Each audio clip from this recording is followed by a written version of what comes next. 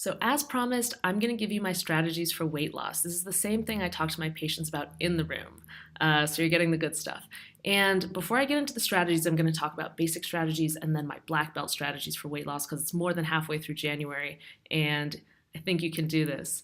But first I want to talk about a concept called the metabolic set point. So it looks like there's a thermostat in the body that kind of changes our behavior and changes the amount of fat we have stored in our body to kind of bring it back to one level, whether we eat more or whether we eat less. The bad thing is it's easy to cause that set point to creep up, and it's a lot harder to bring it down. So we have to use specific strategies to bring that set point down if we want it to come down, and we have to focus on how our eating is going to affect our hormonal systems and our behavioral systems.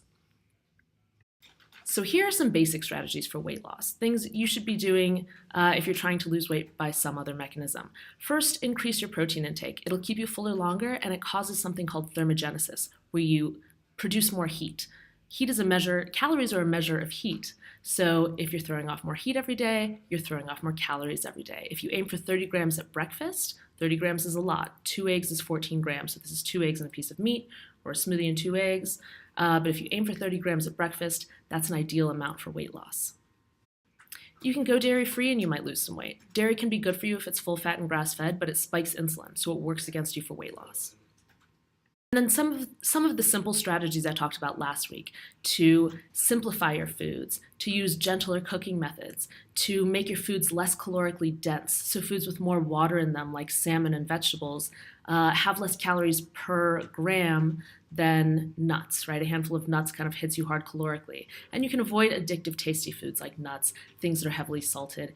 Even these things that are even healthy foods for you can hit the reward centers in your brain really hard. And those reward centers, those pleasure centers, are causing your behavior to change and causing that metabolic set point to creep up. Getting into my advanced strategies for weight loss. The first thing, again, using the concept of the metabolic set point and changing your brain, is to use boredom to your advantage. So you can choose only 3 foods to eat for 2 weeks. So you eat the same breakfast, lunch, and dinner straight for 2 weeks. Or you can do a similar thing, but eat the same thing for breakfast, lunch, and dinner only a couple days a week, but the same exact food for 3 meals. This will recruit the help of your boredom, and you'll just spontaneously eat less. You can eat most of your starchy carbs at night to lose some weight, and your carbs should come from paleo starchy tubers, things you could dig out of the ground, things like potatoes and sweet potatoes, cassava, taro, plantains, which you pick, you don't dig out of the ground.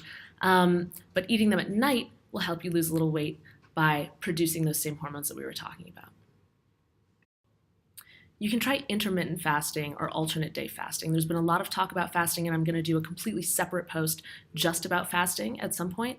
But essentially, fasting is the easiest way to do it is eating within an 8-hour period. So you let your body fast for 16 hours of the day, and let's say you choose 12 p.m. to 8 p.m. to eat. You can eat as much food, as much healthy food within that period as you want. And then again, from 8 p.m. to noon the next day, you would be fasting. This is a great way to lower the metabolic set point. Caloric restriction fails in 99% of cases, whereas intermittent fasting actually changes the way your brain and your metabolic markers work around the dieting. Alternate day fasting is a similar concept, except one day you'll eat your normal caloric intake, or even up to 25% more than you need of calories.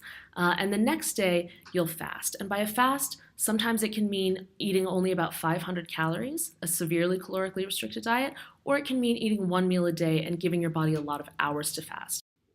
And my last and most successful weight loss strategy that I've ever used with my patients is called the potato hack. There's information all over the internet about this, but if you haven't heard about this before, you're going to think I'm crazy. I'm not. I learned this from Chris Kresser, who was my functional medicine teacher, and it's incredibly successful with my patients, more than anything else I've ever suggested to them. The potato hack involves eating only potatoes, white potatoes, no sweet potatoes, for 3 to 5 days. Now you can cycle this on and off. So do 3 to 5 days on, 2 days off, 3 to 5 days on, 2 days off, as many times as you want until you lose as much weight as you want.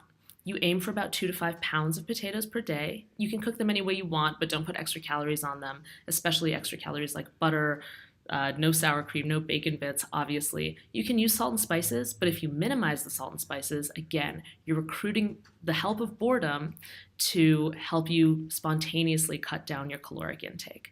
But there's another reason the potato hack works. It works like a fasting mimicking diet, which is a diet that's not completely fasting, but it mimics all the metabolic effects of fasting, like the improved cholesterol panel, the improved growth hormone release, the improved thyroid hormones and other hormones. So a fasting mimicking diet looks like about half of your calories for the day. So it's not completely fasting. You're just cutting your caloric intake by about half, which happens spontaneously on the potato diet.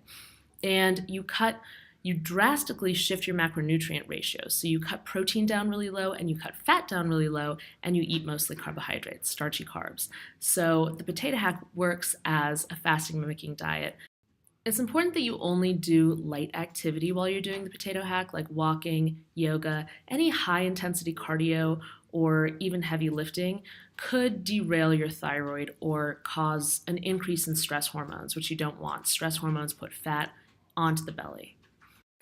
It's also really important that you don't swing back in the other direction when you finish the potato hack or in between potato hacks on your 2 days off.